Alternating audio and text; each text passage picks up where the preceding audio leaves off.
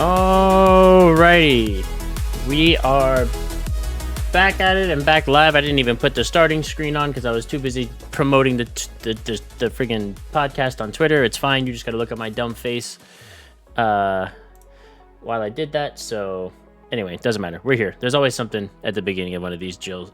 It wouldn't be a podcast if something didn't go wrong in the beginning. Way to go, Ben. But anyway. Way to freaking go. Anyway, this week we welcome back again Tony, affectionately known as Gay Tony, and we lost him.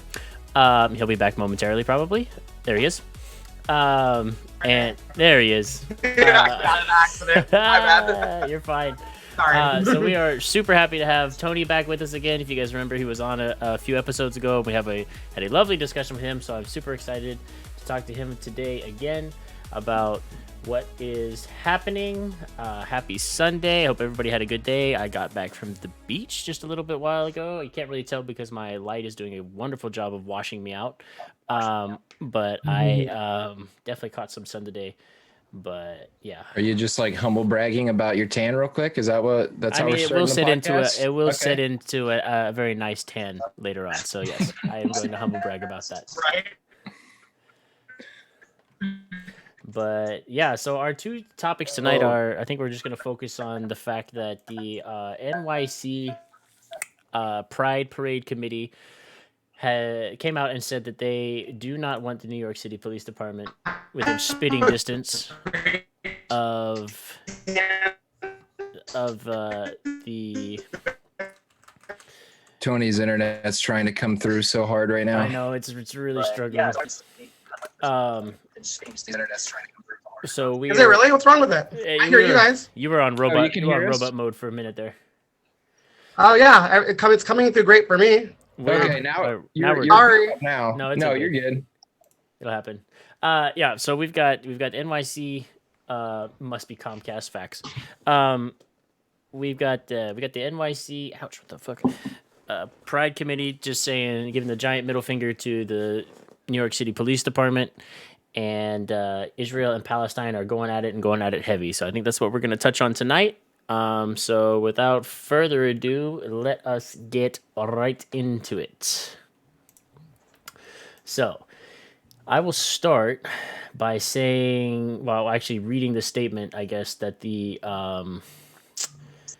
organizers of NYC's Pride Parade put out. So they said, NYC Pride seeks to create safer spaces for the LGBTQIA+ and BIPOC communities at a time when violence against marginalized groups, specifically BIPOC and trans communities, has continued to escalate, read the statement. The sense of safety that law enforcement is meant to provide can instead be threatening and at times dangerous to those in our community who are most often targeted with excessive force and or without reason. NYC Pride is unwilling to contribute in any way to creating an atmosphere of fear or harm for members of the community. It continued. So they've said that the police will only intervene when absolutely necessary, as mandated by city officials. After that statement, LGBT officers of the NYC Police Department have blasted the ban, saying it is unfair to members of their community who work in law enforcement.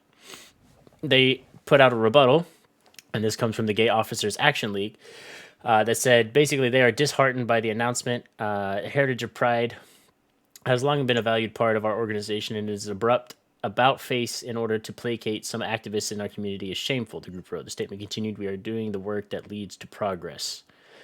The NYPD itself has expressed disappointment over their exclusion and have stated, that their annual work to ensure a safe and enjoyable Pride season has been increasingly embraced by its participants. The idea of officers being excluded is disheartening and runs counter to our shared values of inclusion and tolerance. They added that said, they will still be there to ensure traffic and safety in good order during this huge, complex event, which it is a very large and complex event in NYC. Basically, the committee has said that the cops are not to be within one city block of the festivities.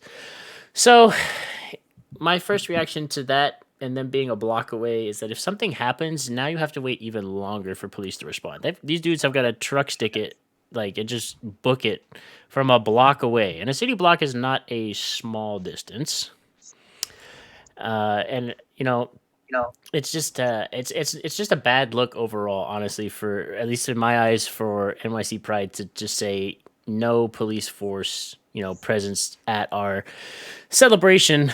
While they know that there are LGBTQ members on the police force, so it's on one hand they want to include everybody, but on the other hand they won't include you even if you're part of their community if you happen to be in law enforcement, because they have now essentially adopted the all cops are bad cops mantra, and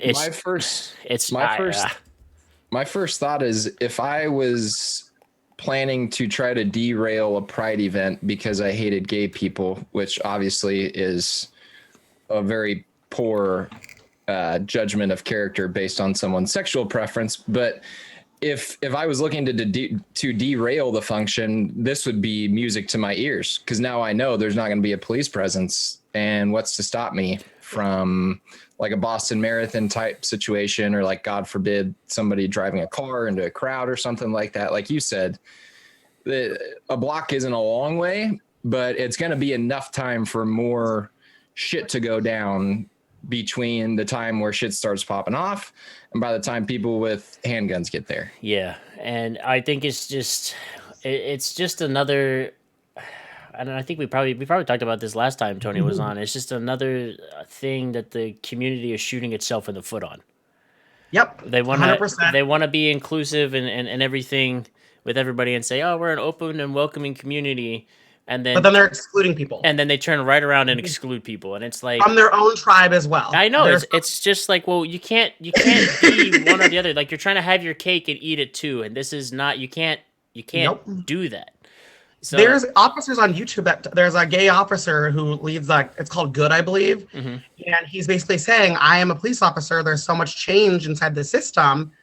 I'm now excluded from this. And can you imagine how hurtful it is to those people that are, you know what I mean? Yeah, like, and I can definitely empathize with them and be like, that is if I were in that situation, I would be extremely hurt, because now you're like, well, on one hand you support me because I'm I'm gay or lesbian or queer or whatever, but on the other hand, you don't like me because I'm a police officer. Now you've lumped me in with all the bad apples when that's not the case. No, by any means. It's asinine. Yep, it 100% is, and I'm sure something dangerous or honestly violent will probably occur, and there'll be no police there to help, and it's just it's shocking, I think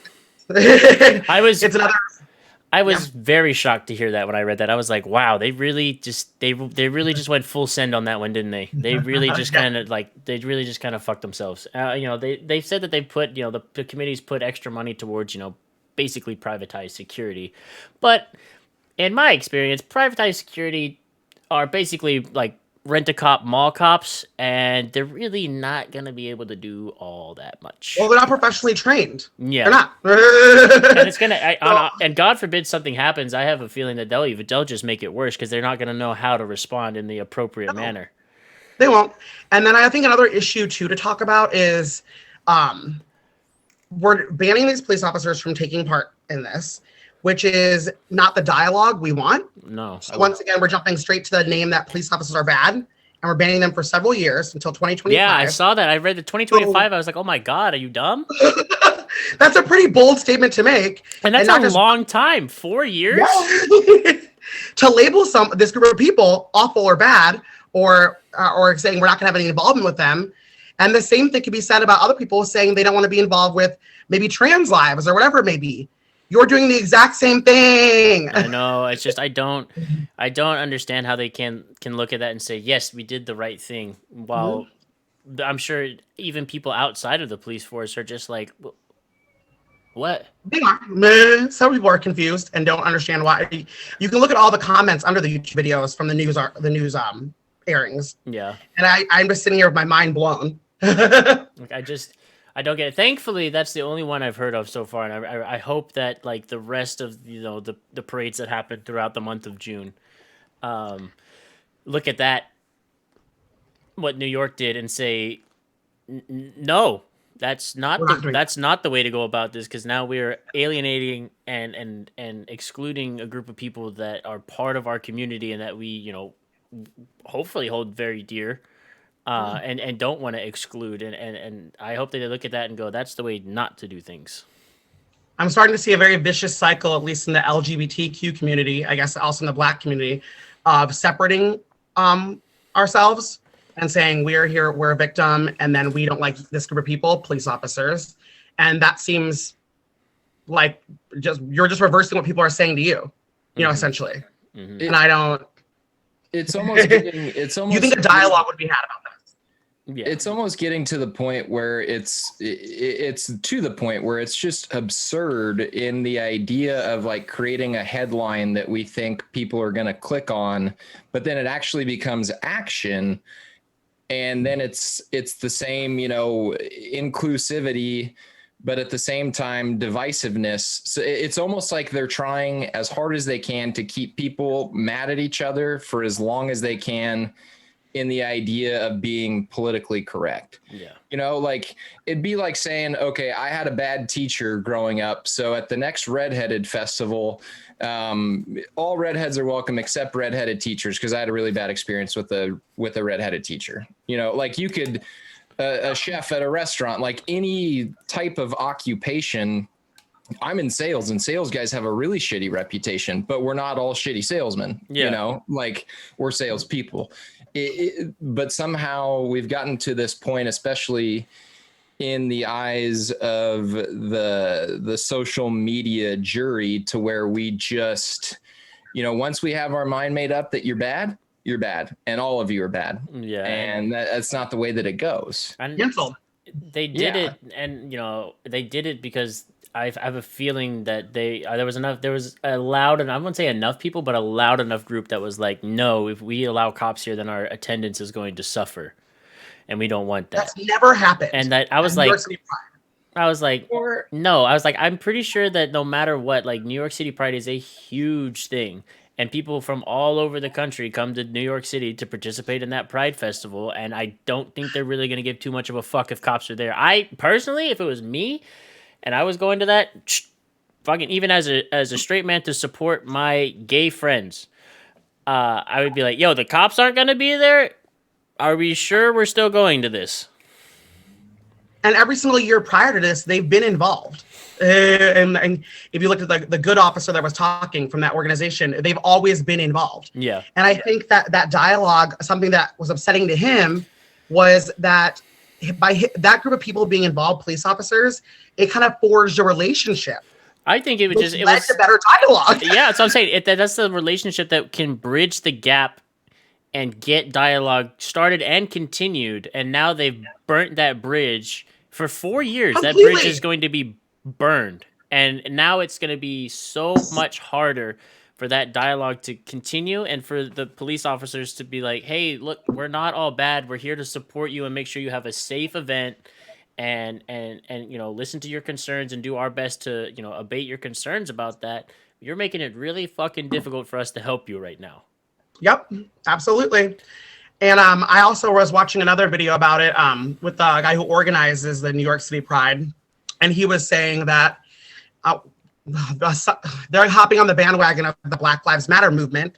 That was what spurred this. Right. And then they made the correlation to police brutality in the gay community, starting as far back as Stonewall. I understand this is why you're doing it, or what your feelings are about this, that there's been this brutality, but is there a better way of going about it? And he was almost praised for this standing up movement of him saying no police officers. Well, how does that help? Yeah, I don't see any way that helps. No. And you're creating a situation where, okay, so say they're going to be banned for the next 4 years, and then magically in 2025, all of a sudden, they're allowed back because their reparations have been paid, or whatever you want to say. You're creating a divisiveness there, because if I'm a cop and I haven't been welcome there for the last 4 years, it doesn't matter that you're gay. It's not that I don't like gay people, but you didn't want me there the last 4 years, so why the fuck should I show up now? Yeah, absolutely. Now they're you like, made the decision that my protectiveness was more of a harm than me just trying to do my job. So now quite frankly, I really don't want to go back. If you're on your own, you're on your own, fine. Yeah. But don't call me in 5 years and say, hey, we're ready to have you back. Yeah, like they've burnt that bridge so well and so fast that like now I feel like they're just gonna the cops are just gonna be like, all right, fine, this is what it's gonna be. Then this is what it's gonna be from now on. We'll be there, but we'll stay away. And if something pops off, you can't be mad when we don't get there fast enough because this is what you wanted. Oh hell yeah! And we don't Absolutely. feel now we don't feel welcome. And if we don't feel welcome, we're gonna do the bare minimum as the law And dictates. what's worse is that organization called Good, with all those gay police officers, they released several statements they released, but so many of these people were like, I am changing the system from the inside out because I know there's been brutality in the past. And now this organization, because these people are also gay, these cops, they are blatantly saying, I don't want you here, or you cannot attend. What does that say to these people? Like, I mean, it's pretty clear, I guess, but yeah, it says I don't like, what the fuck? Yeah, it just says that, okay, cool, we appreciate that that you're like gay and part of our community, but your profession makes us hate you, so no thank you. Yep. And it's not loving people for people. You're now pigeonholing people based off their profession and making assumptions about people that well and truly aren't facts. Well, they don't even have appreciation for these officers that are gay in the system. They don't even appreciate them because they released a statement saying it's what we feel really hurt. And the organization for New York City Pride has not responded at all because they don't care. That's such Isn't that mind blowing? That's such a bad look. That's terrible. It's in the same realm of what we've talked about last time, and we talked a little bit about it last week also. Like, it's not exactly like it, but it's kind of like saying, yeah, you're gay, but you're not gay enough, so you're not welcome. Yeah, like it's essentially telling people that you want to be like, you're gay, that's fine, but you're not allowed to be a cop now. Like, yeah, this is if you want to be gay here, they're basically about to just do this. Okay, you're gay, great. Here is a list of professions that are acceptable for you as a gay person. And if you decide to not pursue one of these professions, we don't like you, fuck off. And you know what? And you're kicked out of our club. Yeah, you don't get to be a part of the club. This is the LGBTQI plus club. No cops, no like first responders, no military. Fuck all of you. We don't care. And then the next day they'll be like, why are these gay men killing themselves, or gay men and women? Because they're excluded from your group because they're a police officer or a firefighter or whatever it may be. Yeah, and it sucks. So the suicide rate from this tribe of people, if you're already just excluding them inside your own tribe. Yeah, it's just like they felt like they were a part of a good community or something. They're like, yes, this is great. And now they either, maybe they're not super welcome in the police force or whatever because they're still trying to change it and there's stigmas and that's, whatever. So now the one maybe good support system that they had outside of, family or anything is gone because they don't feel welcome there anymore. And 100%. And that sucks because the Pride Committee, in order to abate the masses, has foregone giving a shit about the mental health of their members that are in professions that already tax mental health. And the one support system that they may have had is now gone. Rejected them. Or even worse, it rejected them. Yeah, it rejected them. So now you have the possibility of an increased suicide rate, increased depression rates, ineffectiveness on the police force because that stuff does affect you and you are not good at your job when that stuff affects you. And substance abuse too. And substance abuse. And then and then there's still a big enough stigma around therapy that these people may not even go to that. So now they're left alone to their own devices with no help. Yep. And you said, I don't care. And if I'm a homophobic piece of shit, you know what sounds pretty good? Being a police officer, because where do I not have to worry about working with gay people on the police force? So now we've created this room where the community, the certain part of the community isn't accepted. And what starts to happen, you start to see divisiveness between that community and the law enforcement officers that should be there to serve and protect. What's the best way to get some real inclusivity in the police force to make a better bridge and a better connection with the community that they're from? Let's have gay police officers. We should be a diverse police force, diverse Senate. Name any government branch. It's important to have different voices from that community in that community. And if you just start taking all the, if you start creating these ground rules for, okay, you're gay, I understand that, great, welcome to the club. By the way, you can't be X, Y, and Z. You're you're shooting yourself in the foot to start with. Like all you're gonna do is create more divisiveness. Yeah, It's and it's fucking just like it's asinine. in the name of trying to be inclusive, you've actually become the least inclusive. Yes. And it's You just become the bully. and I just yeah, you've now flipped the script basically. You've thought that the cops are the bullies, but now we flipped the script and now you're the bullies. And you're bullying the people that are there to protect you. Yeah.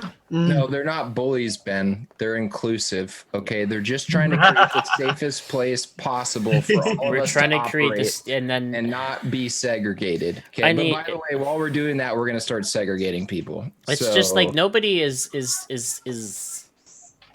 of sound mind enough to look at this and go, this is and I'm wary to make this comparison, but it almost seems to fit. It's they've forgotten that how they looked at segregation and go, well, that was only for race, that was only for blacks versus whites, and now we've moved into the same kind of territory again, where it's like now it's just basically LGBTQ versus V everyone, and it's like nobody is smart enough to remember back and make the correlation between these two things, because there is a correlation. They're like, yo, we're going back to the same thing all over again. Tactics that were not healthy, that only caused more problems. We're now repeating these things in history, and it's just the wheel keeps on turning, and it's just like at some point somebody's got to realize that we can break this cycle, and we don't need to keep repeating these things with different groups over and over and over again. Absolutely. And I think what's almost not the worst part about it, there's a lot of shitty things about this, but people are too afraid to speak up and say, hey, this is fucking stupid. Because the immediate rebuttal is, oh, you must be a racist. Or you must be a homophobe. Yeah. Mm-hmm. Like, no, that's not what this is at all. But that's just the immediate punch from, the right or the left, primarily on this topic from the left. Again, the right is not without sin. That's not what I'm trying to say. But that immediate response is if, oh, you don't agree with this, you must be X, Y, or Z.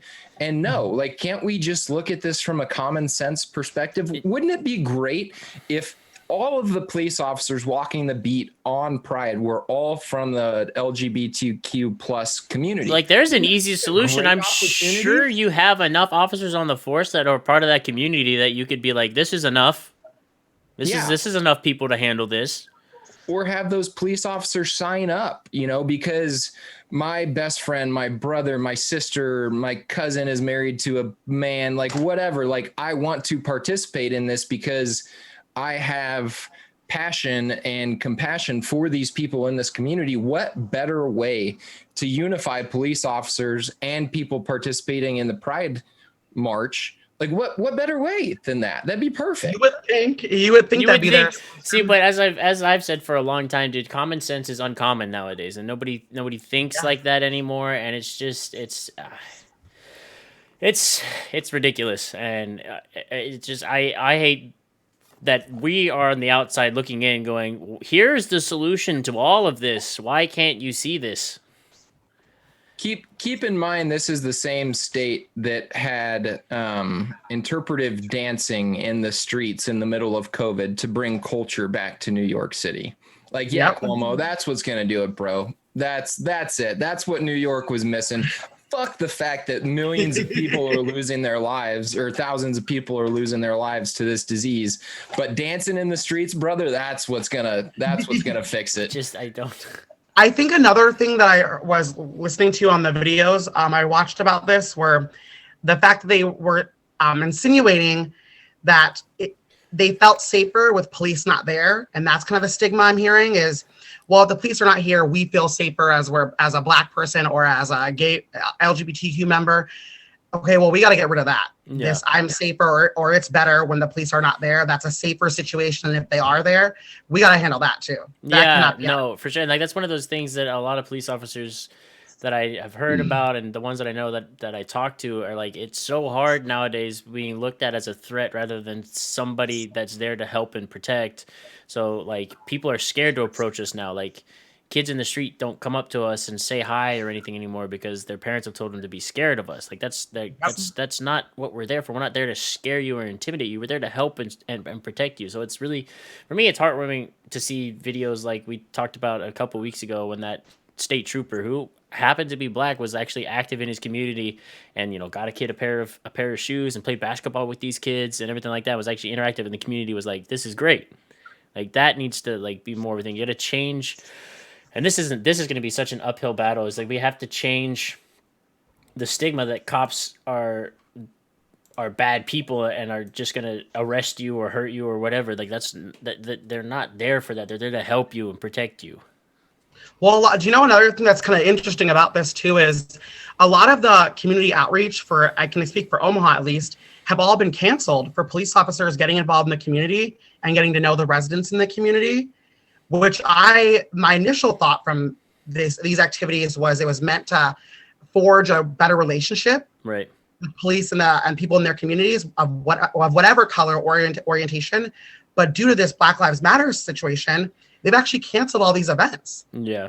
So that seems even more counterproductive. It sucks that it's so counterproductive. Like it's like Black Lives Matter has moved from like putting that out there to be something that needs to be talked about and like some reform to happen and things, to now it's just like an immediate thing that cancels any good thing that will come out of it because we're too scared of maybe violence outbreaking or something, when we're scared of a small situation, like a small percentage of this actually happening, whereas it could be so much better and so like more productive to have these events happen so everybody can, like we've been saying for how many what are we on, episode 39, how like 39 weeks now, that these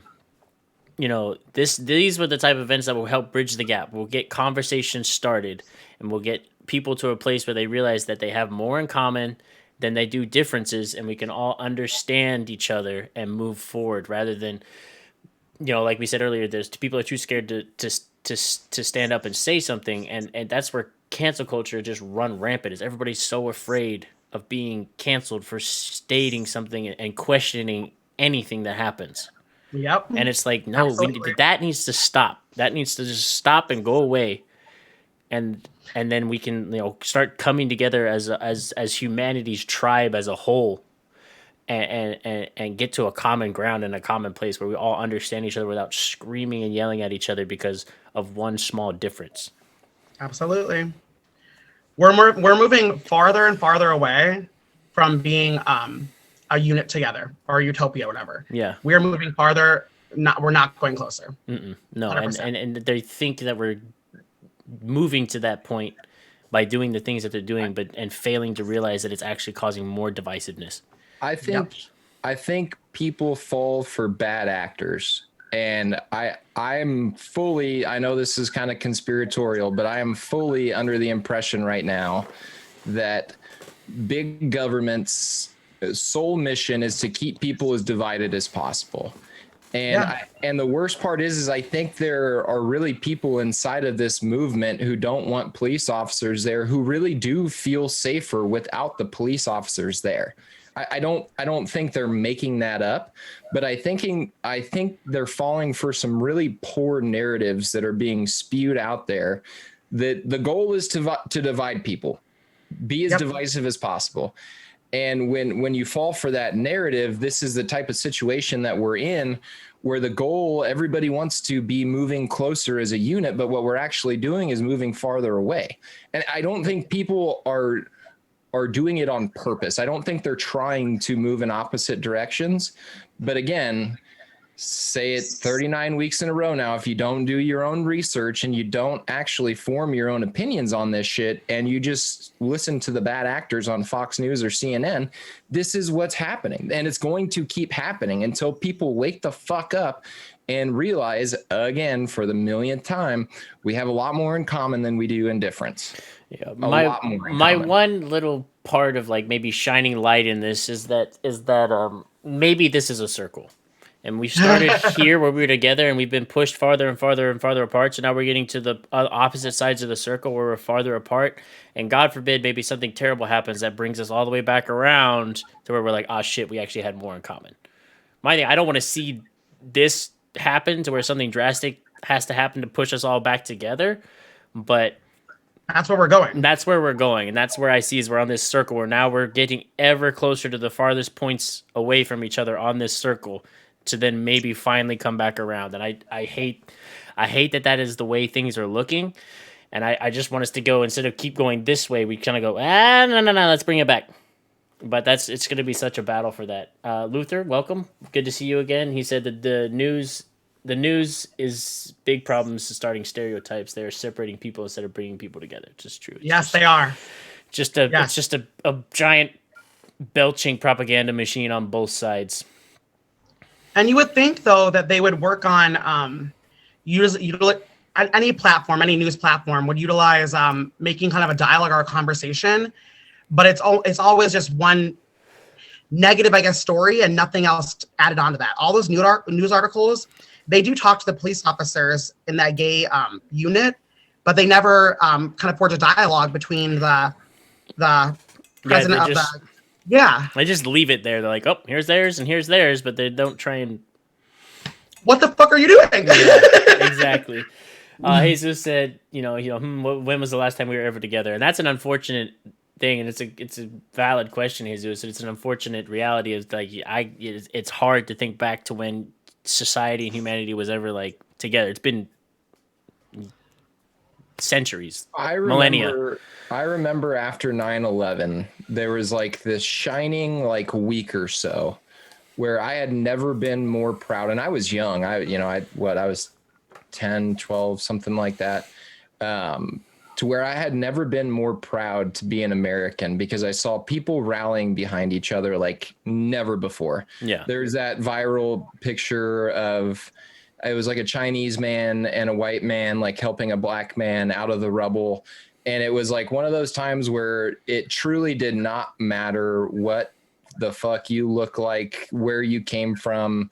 People were on ground zero and they were just doing whatever they could to help each other out. Yeah. It was like that shining like week where it really did seem like, okay, like people are united to stand behind our country. And then it just kept fizzling and kept fizzling and kept fizzling. And now we're all the way back here. Yeah. I don't want a 9/11 to happen to unify us, but there's something to be said within that moment to where we can do that. We can be there for each other. We don't have to fucking quibble and quabble over every fucking little disagreement that we have. It can be there. Yeah. It's predominantly not been there, but it's been there. We've had some shining moments of that happening.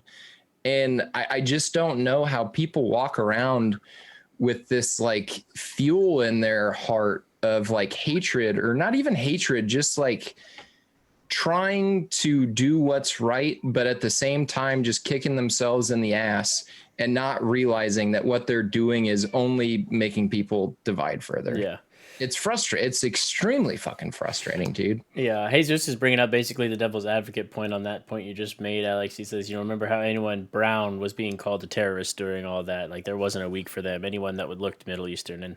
And that is the... no, it's a fair point. It's a fair point, and it's an unfortunate truth of what happened during that. And unfortunately, like, for the most part, everyone was together, but that, that attack being what it was and what it fueled was also the catalyst for everyone being united against anyone that came from the Middle East or was of Middle Eastern descent, and doing essentially the same thing that's been going on now, is just lumping people together in a group that they aren't even a part of or have no affiliation with, and that sucks. And that, I feel, that boils down to human nature as a whole. Yeah, I think that we also need to look at like, so for example, with Arab people from the Middle East coming over here, the news was portrayed to us like they were the villain. Yeah. There was not a lot of information that it was extremist group. No, it was just, Yeah, it was just that these are what these people looked like. This is what color they were. They bombed us. Bad. Bad. We hate them. Yeah. If the narrative would have been on the news, we have these extremists from this religious group who are against all these freedoms that our country stands for, I don't think it would have been that divided. No, I don't think so. At all. at all. And that's where that's the failing of the break it down more. Yeah, it's the failing of the news networks for decades now, is the fact that they don't tell the whole story. Well, fear sells, man. Fear sells. Divisiveness Well, sells. I get what you're saying, but I also want to say there's a lot of fake news out there. I find myself, I'm not the greatest at it. I will admit this, but there's so many articles that say so many different things and you don't know which one to feel. And they're all written from a biased standpoint. And if you don't know how to decipher these, then what are you to do? Right. I really feel like that's an issue too. Yeah, no, for sure. And Jesus, I agree with your point making there. We were United as Americans, and that required an enemy, just like with Pearl Harbor. We did the same thing with Pearl Harbor. Pearl Harbor happened, and we started rounding up Asian Americans that were born here, and put them into camps for no reason. So we're not absolved of anything, in that regard either. And again, after 9/11, but that's the other part of the thing. And like we say every week on here, is part of the reason we do this is to get people to do their own research and not just get their stuff from the main media outlets. Like, dig deep and look into things. That way, at least a small portion of us can decipher truth and look at things from an objective standpoint, and then spread that to other people. And hopefully it just keeps compounding and snowballing, and eventually, hopefully, people can start, thinking for themselves again, and go, okay, this is what the main news media said, but what else out there? What are they missing? What are they not reporting on? What are they saying only to get clicks and views? I think another extremely disheartening part of all of this is right now, I don't think any of us see a way out. I don't think anybody sees a break in this cycle coming anytime soon. And I hope I'm wrong. And, everybody knows, big Joe Rogan fan, I listen all the time. And he has very, very smart, intelligent people talking about these same issues that we're talking about. And he always asks them, where's the way out? How do we see a way out of this? And there's always a long pause, and it basically results in, man, I don't know. Something's got to change, but how do we change it? Other than doing things like this, opening clear and consistent dialogue, I don't see a way that it gets better before it gets worse. No. And that I'm not just saying this because we're on a podcast, like, people are listening or whatever. It genuinely makes me nervous. Mm-hmm. Like, it makes me fearful and worried about our culture and our society on a global level. I don't see a good way out of this, and it makes me nervous. It sucks because there's like people want the easy way out. They want the big fix to be like, all right, what's the solution? What's the answer to this? How do we fix this and fix this now? But this whole situation is not a type of situation that has one big fix that everybody's just looking over. It's going to be consistent and constant talking and communicating with others to break the cycle, and it's going to be an uphill battle, and it's going to take a lot of work to break the cycle that's been embedded and imbued in society now, through multiple facets that have given us this divisiveness. And it's going to be a long and arduous process, and it sucks that's the way it's looking, and it sucks that it's going to look like it's going to take something drastic to get everybody to finally go, oh shit. Sure. We don't want to see that, but it's probably the unfortunate reality of the situation we find ourselves in, because people stopped hunting and looking for the facts themselves and just started accepting what was fed to them. We're really into blaming people. I've noticed that. Yeah, it's never your own fault, and I think a big part of this battle is gonna be everyone taking a look within themselves and going, where am I wrong in any of this? Accountability. Yeah. That's something that accountability, and then also acknowledging accountability for yourself, but then also holding other people accountable for what they're doing. Mm-hmm. Hold the news people accountable for not giving information like they're supposed to, the correct information. Hold people accountable, like the schools, for not providing I'm not saying they don't provide the education, but hold them accountable to provide the education on all fronts. Yeah, not just what they want to teach, and unfortunately, in some instances, not just whitewashing history. Yeah, absolutely. Jesus, to answer your question, and like how we got to this point, we started our podcast off and talking about the fact that NYC Pride has alienated the police force, the New York City police force, and the LGBTQ members of the police force, by saying that they're not welcome, basically within spitting distance of the Pride festivities that'll happen later on in June, which then blossomed into the greater problems with society at whole. Well, I think I perceived that question in a different way. Like, how did we get here as a country and as a society? And I think it's the idea that absolute power corrupts absolutely. Yep. The politicians have figured out for a very long time how to gain power and how to stay in power. It's their job. It's what their campaign managers are hired to do, to get them into power. And how are we going to do that? Well, we're going to go by any means necessary because we got to win. Right. We got to win. It doesn't matter if we really have the best interests of the nation at heart. We just got to win. We just got to find a way to win. And along the lines of accountability, like Tony was talking about, they figured out how to get in there and get the public to not hold them accountable for their actions. They just said, you voted us in, let us do what we think is right for you. And the public said, you got it, bucko. And when shit went sideways, they were like, well, I guess this is what we wanted. Yep. 100%. I don't want to talk about this the entire time. But I think, again, I've said this before, if there was one thing that Donald Trump did well for this country was to get people to start paying attention to what he was doing. And a lot of it was shitty, not justifying any of his actions, but people started paying attention. And then people showed up in record numbers to vote for Joe Biden, which I'm glad they did. I'm glad the voter turnout came.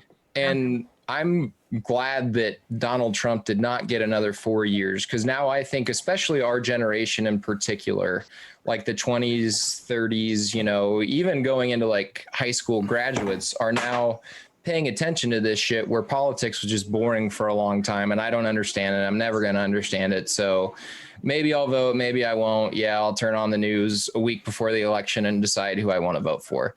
You're going to see a lot of the same shit under the Biden administration that we've already seen, and we've already centers, kids in I was cages, going to say, we've already talked about it. He was demonized for. I really do hope that people are starting to wake up and realize that, oh, this isn't just like a one person guy, girl problem, figurehead in office. This shit runs a lot deeper. That this has gotten more out of control than people really realize. And the only way to change it is for us to step up and say, hey, we're not listening to that bullshit anymore. Like, we need attainable actions. And who's going to do that for us? Democrat, Republican, Libertarian, Green Party. Who's it going to be? Because we're done with this shit. Yeah. Yeah. And it's one thing I think that I won't say that Trump did a lot of things good, but at least one thing that was good that came out of it is he forced people to start doing more research into things, to figure things out. And I think people are starting to realize now that, like Alex said, no matter what the administration is, it's the same shit, different day. And they just package it a little bit different to cater to and placate their followers, which I'm not even gonna call them like, shit. What's the word I'm looking for? Like, they're basically followers. They're not just like, oh yeah, I align myself with this party. Like, party politics has become like almost cult followings on both sides of the aisle. But divided though, still. But divided. It's that there's no so extreme now. There's no middle ground. It's like a cult on either side, and they're warring against each other because they're opposites. It's basically the Civil War, but in politics. Yep. And as far as access to information or knowing information, like we've been talking about, if you research how I guess people can get along to a certain extent, you'll find that no side is always 100% right. No. So to me, this whole party thing is really confusing to me because there's no way that lefts are always right and that rights are always right. There's just no way. There's someone in there has the middle ground that has the good from both sides. And yes, there'll be things that they do that neither side likes and maybe not even everybody likes. But I feel the majority of the time they'll do what's best for the majority of people. Because we said before, it's impossible to make everybody happy. But if there's someone out there somewhere that can bridge the gap, and we're just waiting to find that person. And maybe it's the Libertarian Party, maybe it's the Green Party, maybe it's Yeah. some other person that hasn't even started a political party yet, but is in the waiting room to come in and destroy this toxic two-party system that we've been running with for so long that is just getting worse and worse and worse with each passing year. There is one thing that every Democrat and every Republican agrees on. One universal truth that they all agree on, and that is that the rise of the third party would be completely catastrophic to our system. Why do they think that? Because it will completely fuck up their entire party. It will turn everything on its head that they have worked so hard to strive for, and people will start to realize, oh shit, I like that from the Democrat Party, but I also like that from the Republican Party. And now I don't have to pick a side. And now we're just really doing what's best for the country. And oh shit, maybe we should do this more often. And I feel like that's a big part of like our millennial generation and the generations coming behind us is that we look at both sides and we can take things from both sides and go, I like this and I like this. Who can do both of these things? Because as I've gotten older and gotten more into politics and more into like researching and looking at things, there's things I agree with that happen on the Democratic side, and there's things I agree with that happen on the Republican side, which is why I try and classify myself now more as a moderate. And I try and, to the best of my ability, ride the middle and take the good from both sides. Now, granted, in riding the middle, I do kind of lean a little bit more on the right side of the fence, just because more often than not, I agree with more of the things on the right side. But that's not to say that I don't disagree with everything that comes from the left side.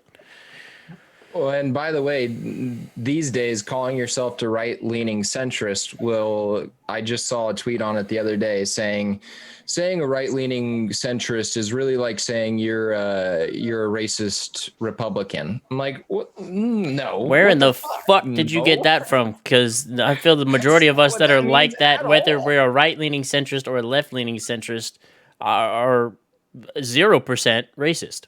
It might have, to be fair, it might not have said racist. I think the actual terminology might have been you're a closeted Republican or a closeted Trump fan or something to that effect. But I'm like, no, 0%. Dude, that's not what it means. That's not what it says at all. It means that I have moderate views and can take the good from both sides. But on the majority of topics, I personally align with the way things that, the Republicans do things more so than the Democrats do things. But I will still take the good from both and go forward.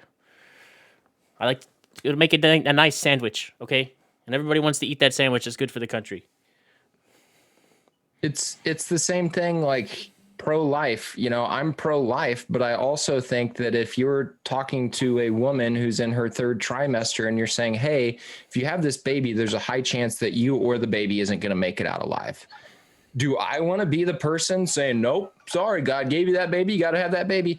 Fuck no. It's not in my rights to tell you what to do with that. Like, that is not my call to make. So many situations, like that's not a black and white area. There's so much gray in that area that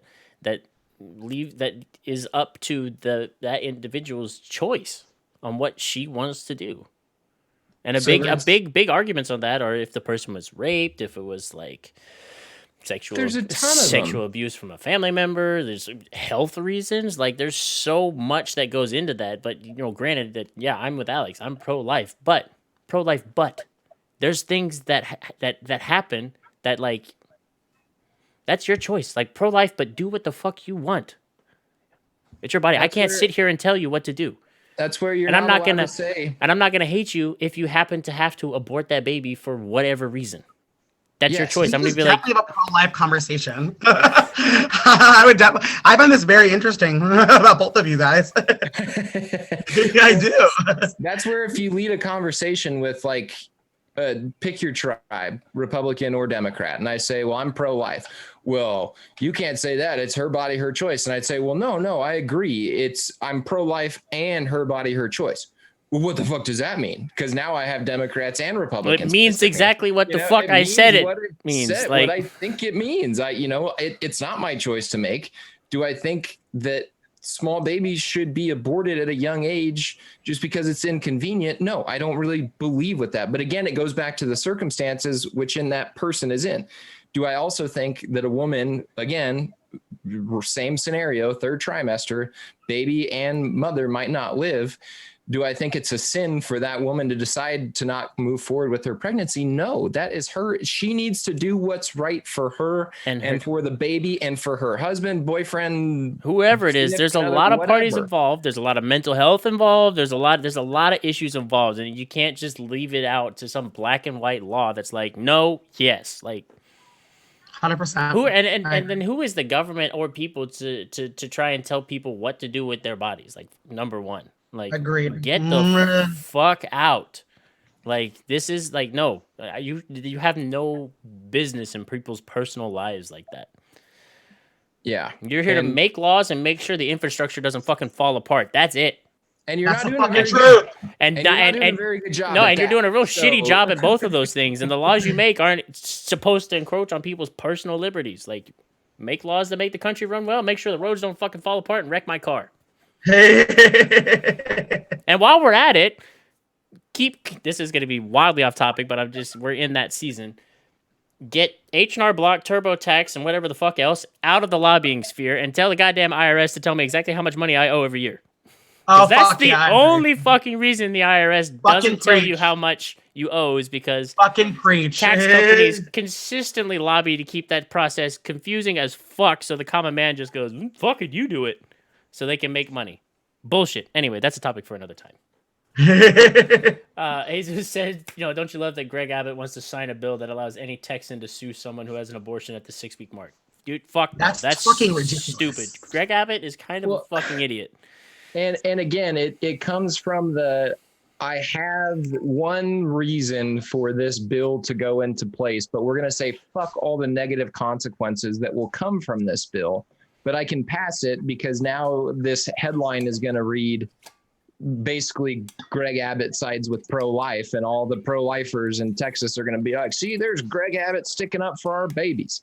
What happens sometimes is you get in this unfortunate situation where if I were to meet a girl and to get her pregnant and we were in a relationship, and at the 4-week mark or the 6-week mark, whatever, her pregnancy, and this has happened before, it's documented, there's cases like this, to where if I leave, she's going to go get an abortion. So you better not break up with me or else I'm going to abort her baby. Do I think that should happen and that women should be able to hold babies over a man's head? Basically hold significant others hostage? No, that's not cool at all. Is it also cool for me to sue a significant other who might be in that same situation where it's going to be a problematic pregnancy or it's already high risk to begin with, and now she decides to abort at the 8-week mark and I just see an opportunity to make money and sue her? No, that's not fair either. So let's use some goddamn common sense and figure it out. Like, what the fuck? It's not that hard. It's not that hard. It's really not, but they want to make it hard so people don't want to put the time and effort in to figure things out. It's again, it's asinine. It's just ridiculous. It's just fucking ridiculous. Anyway, I'm looking for this article to share with you guys, and I know it's off topic kind of, but it's really go for it. Okay, so basically the article, it has to do with minority group, the trans community, but in the UK specifically.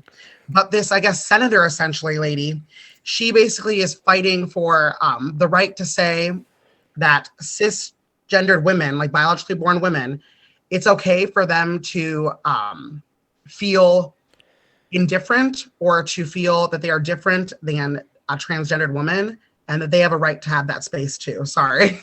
It's such an interesting article and she's being ostracized for this. Wow. Wait, what?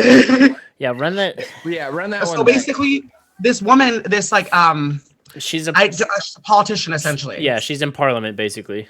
Yes, and she's basically saying that there's groups of cisgendered women, I think also in America as well, who are like, I am not the same. I am not. They're basically saying that a transgendered woman is not the same as them, and that they are okay to feel that way because they cannot relate to that person's experience, transgendered women. And this person from Parliament is like, this is fair, but the UK is like, no, it's not. You're a bigot. But I just think that's a really it's just okay. It's a yeah, okay. So I don't know, we might have kind of got into that last week, but fuck it, we'll run it again. It's so cool. So it's basically denying the feelings of straight people. Yes, and I just think it's fascinating because they're not being mean. Once again, Yeah, these they're not being women mean. are They're not just saying, saying well, if they can have their space, then we should be able to have our space too. yes, And and no one talks I about know, and that. I get that, and honestly, I agree with that. But if you like that's happening over there, if you say that now, then you're a freaking homophobe or whatever, and you're a bigot. And it's like, well, no, you can't tell these people that they can have whatever space they want because they feel a certain way, but deny me my rights or my space because of them. So now I'm just supposed to sit here and put up with it and not have a space to myself or whatever where I Yes, feel included in a community. And if I want to feel included in that community, then now us and that entire community is labeled as a bigot and a hate group just yes, for trying to find people of a similar kind where we can have discussion or hang out or whatever. And they're not bothering anybody, but everybody wants to and be they're not spreading bothered. hate either. Yeah, but everybody wants to be These, bothered by the fact that that exists. yes, Like we're just these supposed women to are just sit here saying and it's take different that. from their reality. Yeah. And the woman's fighting for them to say woman part of parliament is like this is fair for them to feel that their reality is different and their space also matters too. Mm-hmm. And I just think that that's profound and very real, and no one talks about that, and it's important. And yes, I just wanted to share Yeah. that. It was a Well, really good article. yeah. No, Jesus, I'm not saying that it's like I don't think we're not saying that it's a space for straight people to go and just be homophobic together. That's not what these people are about. It's not what it's saying. It's saying that and I've seen this a lot. It's saying that like straight people don't get the same kind the same like benefits or whatever as like maybe the LGBTQI community, in having I guess their voice heard about certain things without being labeled a bigot. It's essentially, I think that's like, and I've probably worded that terribly. So these women are, once again, this group of cisgendered women, all these people are saying, we love you, transgender people. We love you, trans women. You guys are awesome, but you are not the same as us. While we love and respect you, and you are a trans woman, it is different from being in their reality, a cisgendered, biologically born woman. Right. And there's no hate, there's no disrespect, but I think they are acknowledging that their experience is not like yours. Yeah. Yes, and they want the freedom to be able to say that and have them not be labeled as a hater or they're discriminating, because they're not discriminating. Yeah. They're like, you're over the moon, yay for transgendered women, but you are not the same woman as I am, and that's fair. Yeah. Right? Maybe I don't disagree with that. Now, what I'll say about this is that let's just do away with everybody having spaces. Yes. Essentially, and we'll just all come together and talk and respect people for people. And yes. then that will take away all of this. Honestly, if we could just sit down and be like, we're all people, you're trans. Get it? Cool. Love and respect you. You're straight? Good. Great. You're gay? Cool. Don't care. We're all people.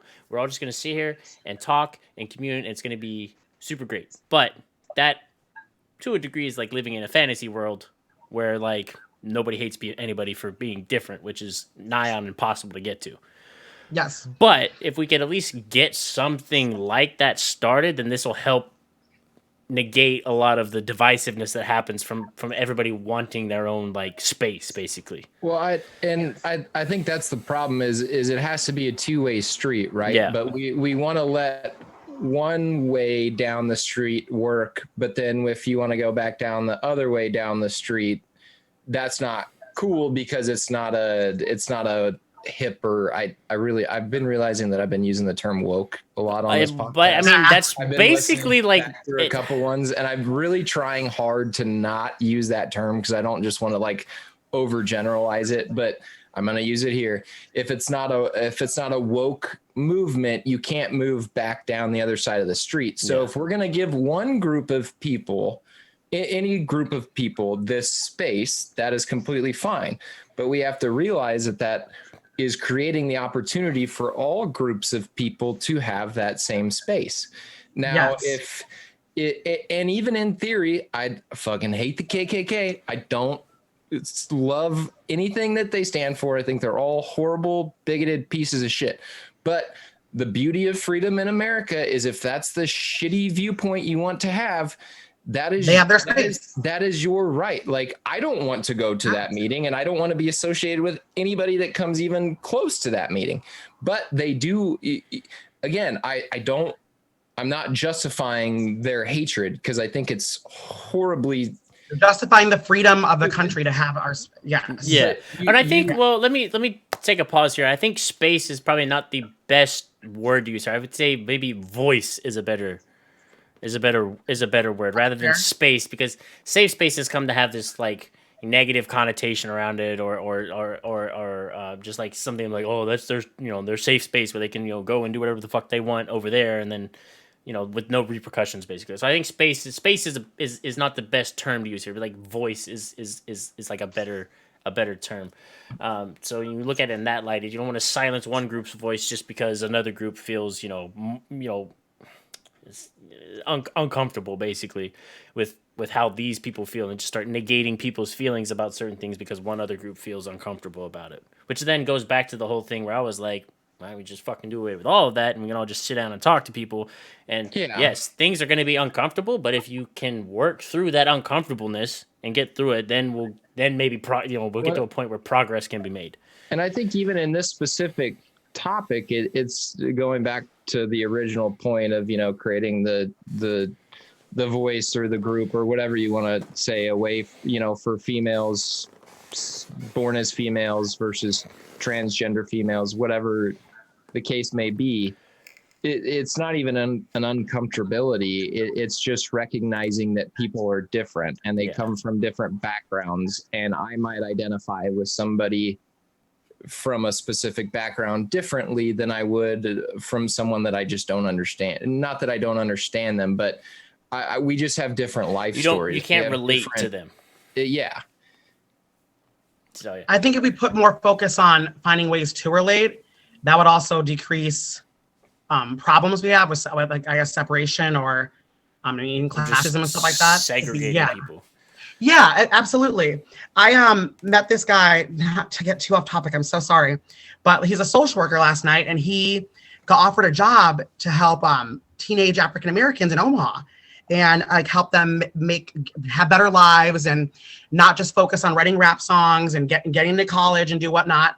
But you guys, this guy said, I'm not going to take this job because I cannot relate to these teenage Black men. And it's a white guy I was talking to. But he's going to pass up on this job, and there's no one in this career to help these African-American males because he feels like he cannot relate to them.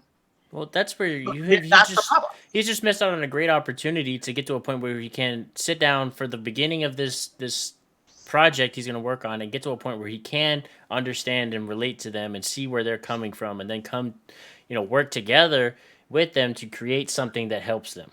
Absolutely. But do you think society, though, has contributed to saying that person cannot relate? Because he was explaining to me that I think that society has indeed contributed to that, and been like, you are a white man, you don't understand what they went through, so you can't help them. Well, it's like, well, that's fine. Me as a white man I definitely can't relate to all the experiences that Tony's had as a gay Black man in America. But then I get to sit down on a podcast previous to this and this podcast and sit there and talk to Tony and listen to his experiences and be like, oh, okay, so this is where you're coming from. And now we can have discussion and get to a point where we understand each other and then move forward. Mm-hmm. And this also would even correlate with the police officers and our original topic of having this dialogue of focusing more attention on how are we the same, kind of as Ben was mentioning earlier, and less about why we're different. And I'm not saying to ignore our differences. That's not what I want. At all. But clearly in America, we're a melting pot. There's so many things that are different about all these different people that maybe a primary focus of ours should be, how are we the same? Mm-hmm. Yeah, I think that is probably, you know what I mean? Focusing on our differences and start looking at where we're the same. Yeah. Yeah. And go ahead. Yeah, are you going to read? No, you can go for it. You got it. And I'm trying to, there's a few messages here. If you're continuously allowed to keep those uncomfortable feelings, and that's just a safe space for them to express it, that's still a form of continuating hate and homophobia.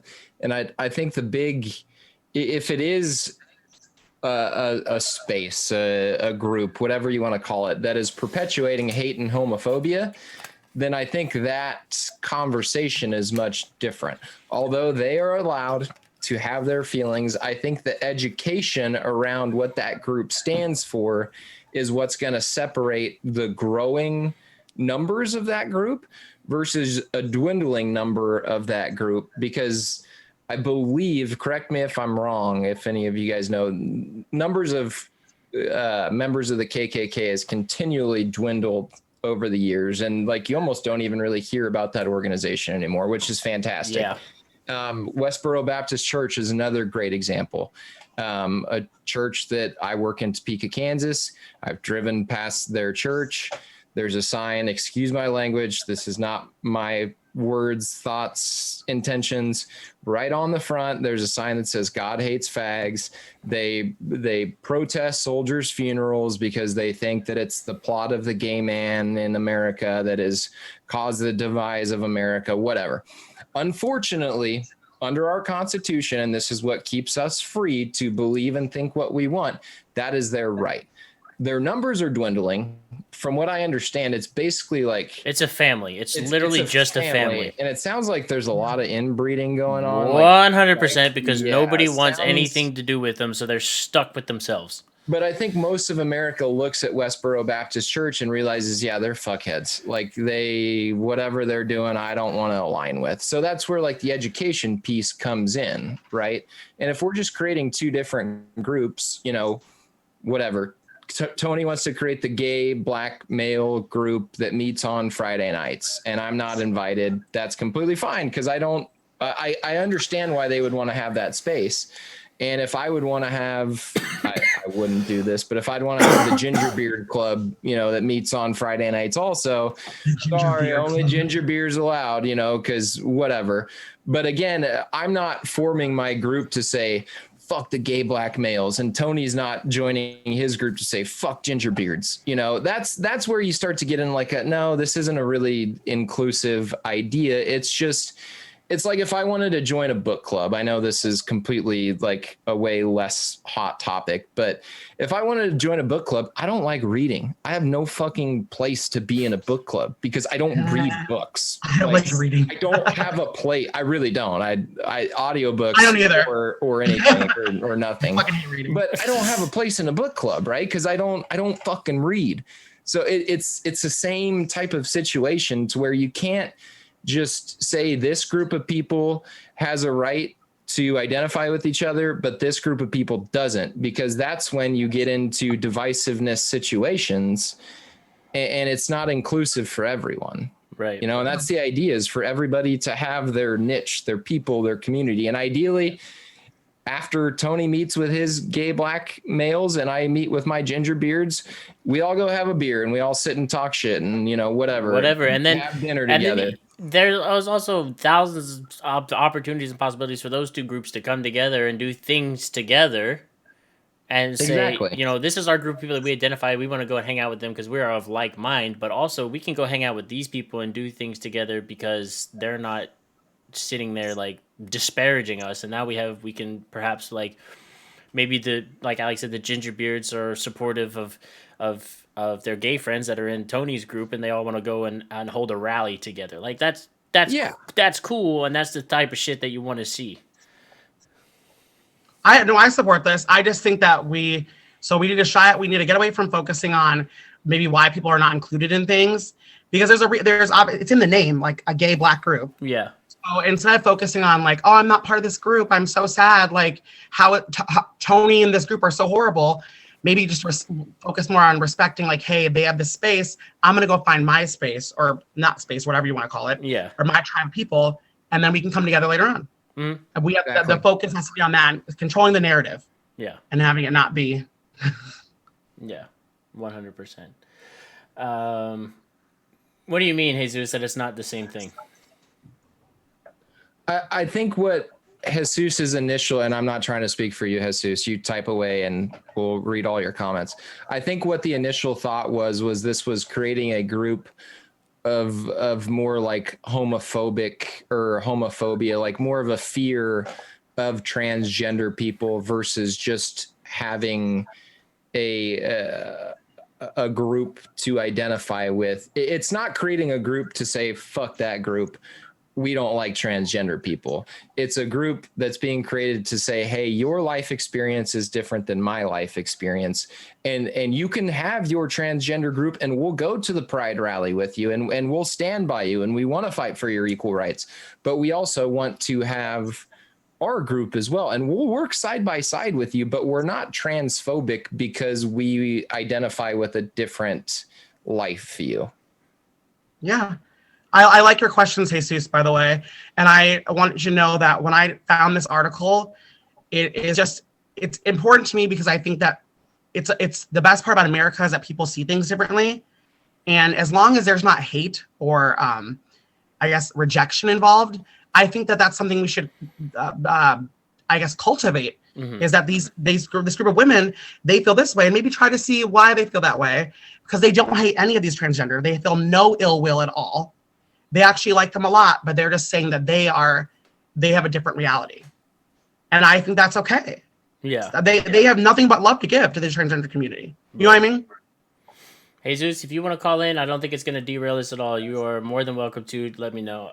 Coke said, y'all talking about us being all the same, but then y'all going to different groups on Fridays if y'all picking up what he's putting down. I mean, I think I get what you're talking about, Coke. I think we were just trying to like simplify it down into examples like that. I don't know. Maybe it wasn't the best job of like of explaining it, but I think we're trying to get at is that it's not there's no like malice or hate or anything like Tony said behind it. It's just people's natures to be with other people that are of like mind. And it's not necessarily that they want to go into that group of people with like-mindedness and start hating a group that's not the same as them. And why I use like the book club reference, for example, is it's hard when you're talking about these hot button, these topics that stir up a lot of emotions. And I get it, and it's for a good reason. And I'm not saying that it shouldn't stir up emotions, because you can use the guise of, only white single men are allowed to meet here, and that's the guys that we're going to put on. We just want our own space, but then we're really going to meet behind closed doors and talk about homophobic men or homosexual men. Yeah. Sorry, yeah. And then just be and again, if that's the intent behind the situation that you're creating, there should be a lot of education as to why to stay away from that group. You don't want to identify yourself with these type of people. But I don't find harm or fault in realizing that, at the end of the day, a large majority of us all want the same thing. But if we're going to give X people a platform and a group, we have to be inclusive enough to let that happen for everyone, not just if you're black, not just if you're white, not just if you're homosexual, not just if you're straight. Like you don't get to pick and choose who gets to have a voice. Field. Yes, correct.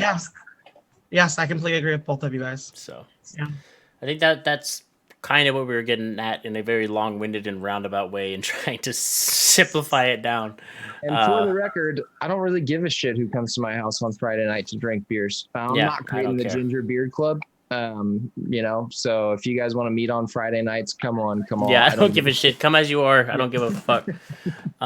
That's the be all and end all of it is we need to get to that point where it's just like, I don't care. Come as you are. And we'll just all be together and be happy. I'm not joining or starting any of these groups, but I also don't want to say that someone is or isn't able to create this if they want to, because as long as it's coming from a good place and a non-hateful place, I don't see harm in it. Right. Okay. Coke said they think that's a little bit better of an explanation. Well, that's good. I'm glad, and I'm glad that you commented and kind of like, I get your comment kind of just brought us back to like what we were trying to get at throughout the entirety of that, which is again why we like doing this live and having you guys come in. No, I get you, Jesus. I don't I don't understand why there needs to be separate. He doesn't he's saying I don't understand why there needs to be separate groups, and that's like essentially where I'm coming from too is like, why does there have to be separate groups? Like, why can't we all just but sometimes people like it that way. You know what I mean? No, and I get it. And some people like want to have that group and be a part of like that tribe of people that's just you know. Because I'm like you, Ben. People. I'm like, we should all just be together. No, I'm saying. But I have met people who like to have their little groups of whatever, and I have learned to, I listen to them. Their group is obviously this group, and I'm not taking offense to it because it's just that group. That's what that's what the space that they're wanting to have with these people, and that's fine. I'll see them on Friday at my house. Right. I will. But on Thursday they're doing that thing. Right. You know what I mean? Yeah, like that's the be all and end all of it, I think. Last metaphor I'm going to try to use, and then we can move on if we want. But it would be a liken to like me showing up to like a Narcotics Anonymous group, you know, on a Friday night. And I've never been addicted to narcotics. Thank the good Lord, I've avoided that my entire life. But if I showed up to a Narcotics Anonymous group and they were talking about how hard it is to kick heroin, and I was like, bro, that's just easy. Like, why'd you even pick it up in the first place? And they'd be like, okay, you can leave now. Like, you know, you obviously don't understand where we're coming from for the plight that we've had to get here. Because again, I don't understand it. Or if someone didn't have depression and they told me, well, just go out and exercise, like, just be happy, dude, it's fine. I'd be like, no, don't, just stop. Yeah, it's hard. Like there's anymore, please. I've been in that boat too. It's a bitch to find the motivation to do that, even though you know it'll help you. Well, anything that anyone's gone through, like mothers miscarrying, like I know there's groups of mothers that have miscarried that meet together because they have that emotional connection of what they've been through. You know, name the shitty thing that's happened in life. You know, or anything that's happened in your life that you want to meet with other people that have been through that same struggle, that same scenario, that is going to help you move through the situation better than someone who has no idea and is just showing up and saying, well, what, bro, you don't need those antidepressants. Just be happy. Go get some sun and take a jog in the morning and you'll be all right. It's like, oh, my bad. You're right. Yeah. Like, why didn't I think of that? Jesus. Yeah. But anyway, here I was taking these meds every day. Like, it's not the same. Jesus, I get what you're saying. You know, he said, you know, those moms aren't meeting because they're uncomfortable with meeting with successful mothers. Yeah. No, we get it. We're going again. We're saying the same thing over. Again. It's just it's a circle. We're all getting back to the same place. We can. We're gonna get off. We're gonna get off. We're gonna get off this hamster. We're gonna get off this hamster wheel. Basically, to get off this hamster wheel, Jesus is like, you know, I don't agree, but that's okay, and that is okay. That's perfectly fine, and I will still have you over for beers at my place later, Jesus. Like, it doesn't matter.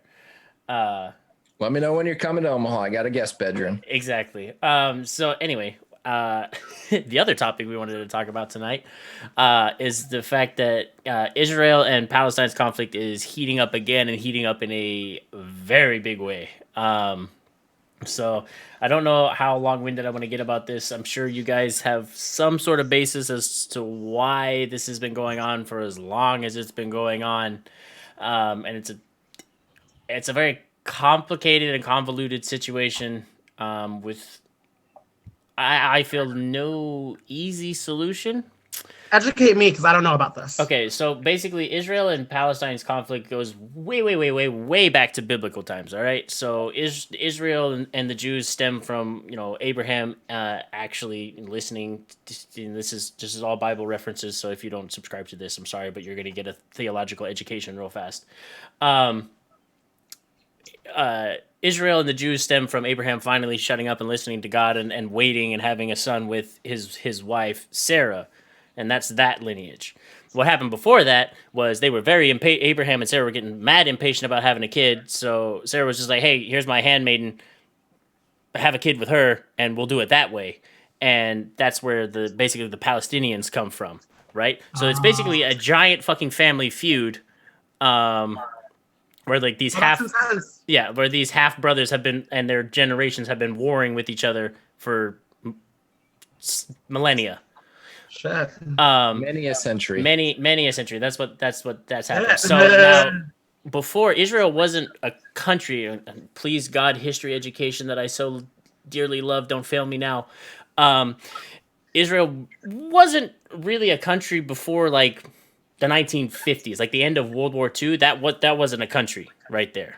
That was just like part of the Middle East, the Arab world's like part of like Jordan and Lebanon and all that stuff. But after and even before that, there was a large exodus of Jews from that area into like Europe and other stuff because they saw opportunity there, right? So after World War II and the Holocaust and all that, a lot of Jews were like, you know what? Let's go back to our homeland.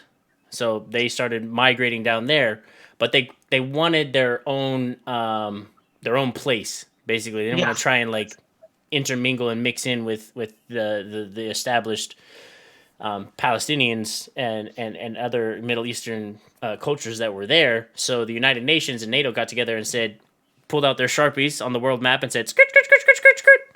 Israel, here you go. Israel. This is your land. And the Palestinians and people that live there were like, what in the fuck? Where are we supposed to live now? And they said, you know what? Here, skirt, skirt, here's Gaza, and skirt, skirt, here's I forget what the plot that they carved out in the north of Israel, like the north side of Israel, was for. And they're like, here you go, you can go live here, or go to Lebanon, go to Syria, go to Jordan, go to Egypt. Options, yeah. Yeah, these are your options. The West Bank, thank you, Lord and Pole, also welcome. Thank you very much for that. So then that happened. So then now the Jews and the Israelites have this plot of land, but they were not satisfied with that, and they're like, well, why did these two places get carved out? So over the years, since the 50s, they have been encroaching slowly in colonialistic type ventures, i.e., building housing closer and closer to the border of those places and shit like that. And then you have extremist groups such as Hamas, who went with the violent approach to this, and were like, get the fuck out of here, or we're going to start killing people, type deal. And Israel went with their military might and the Mossad, their secrets, their spies, they're basically their version of the CIA, was like, how about no? And so they've just constantly been fighting with each other since basically the 50s, and there's been points throughout history where it's really flared up, and there's been big battles and conflict and stuff, and they've been like, oh god, this is going to pop off into like another Middle Eastern war, and the Palestinians have a lot of backing from other Middle Eastern countries around there that sympathize with them, i.e. Iran and Iraq, and Israel has the backing of pretty much the UN, well, not the UN, but at least NATO, so the US and Great Britain and all the countries that are allied there, and it's basically been some other version of a proxy war in the Middle East, like we kind of had during the Cold War. Yeah. So that's been popping off for forever, and now we're at another point where shit's going sideways again. Fuck. Okay. Well, Hamas wasn't established until the late 80s, right? Yeah, no, it's like I'm saying, like eventually it throughout history it did boil into it wasn't like Israel got drawn up and Hamas was like, "Bing, we're here." Like it was a process. So that's a very abridged version of the. It was helpful. The conflict that's been happening there, and so now, again, forgive me, I haven't done enough research into this for this week, but I want to say it started with the Palestinians bombing Israel, and then Israel retaliated with much greater force, and it's just been an escalation of force. And I'll say this, there is fault on both sides. Israel is not absolved of anything that they've been doing recently, and neither is Palestine. Israel recently just actually bombed freaking Al Jazeera and was it the Associated Press's headquarters within the past couple days, and there's been bombs and rockets and stuff fired into Israel from the West Bank and Gaza Strip. So it's basically like, I think it was it last night that an Israeli airstrike killed at least 10 members of an extended family in a refugee camp in Gaza. Yeah. After which Hamas militants aimed another round of rockets at Tel Aviv. Right. So it's getting to the point now where it's not just like a rogue rocket launcher, goes into a building. Like, it's getting heated to the point in which it's becoming like a war zone. It's becoming a war zone, and there's war crimes being committed on both sides because Yes. there's non-military targets being targeted. There's civilian structures being targeted. Like Israel's not absolved of wrongdoing in this because they recently like bombed basically a fucking like apartment complex basically. They did. Fuck. I'm reading about this. Yeah. Holy shit. Now, from what I read and understood on that, everybody was evacuated out of that building before it got bombed, but they still bombed a fucking civilian target. Well, and if I'm They're not, trying to kill people. Yes. if I'm not wrong, I believe it's the Israeli side basically give a warning to civilian potential casualties before they launch an attack, saying, "Hey, better get the fuck out of here because shit's about to start blowing up." Yeah. You know, so there's like some signs of, I don't want to say sympathy, but at least some like They're at least compassion towards casualties. they're at least saying, look, civilians, you're not really involved in this, so like kind of get out of the area so you don't die. Yeah, but that won't last for long though, you No, guys. it's not gonna. No, it's not. It's It's just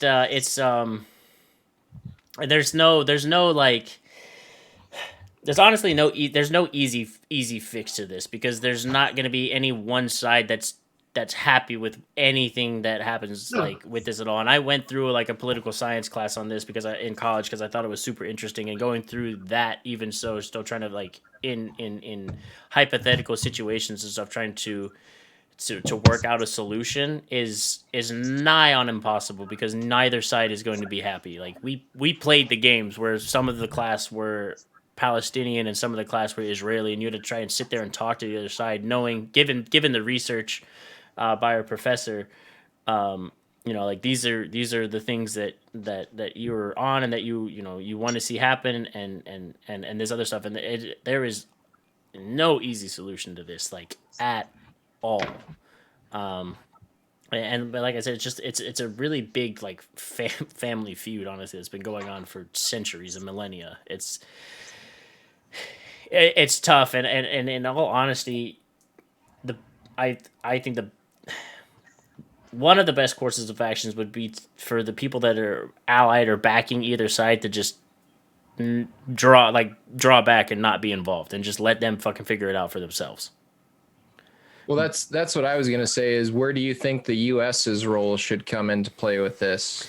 The U.S.'s role already in this is the fact that we back Israel as an ally because all of the countries around them have oil, and essentially that's what it boils down to, is money again and oil, because we're too fucking like, I don't even want to say lazy. We're like, you have natural resources, they're ours now. Welcome to democracy. And those other countries like, can you like fuck off and like let us do our own thing and stop raping our land for natural resources that you have in your country but don't want to use because you want to use up ours first. So it's just like it's my thing on it is, I've been this way for a long time, and even being, again, this is my view, this does not constitute the views of the DoD or the Air Force. My thing is that the military does not need to be involved in them. I get that we're allies, but this is a conflict in a situation that we don't need to be involved in. Agreed. It's this is a family feud that needs to be handled by the families, basically, and we need to have no stake in this. But that is a fictional world that doesn't exist.